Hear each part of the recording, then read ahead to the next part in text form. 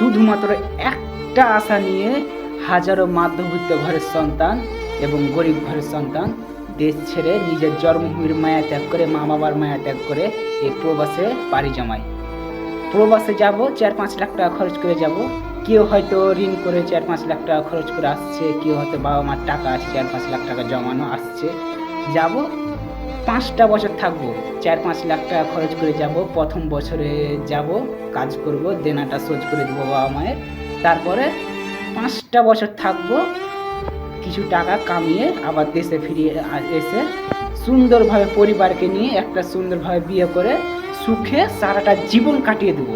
কিন্তু এই আশাটা 80% প্রবাসীর আশা হয়ে থেকে যায়, আশাটা পূরণ করতে পারে না। এর কারণ হলো বিদেশে এসে যেটা মনে করে সেটা লয় ভাই।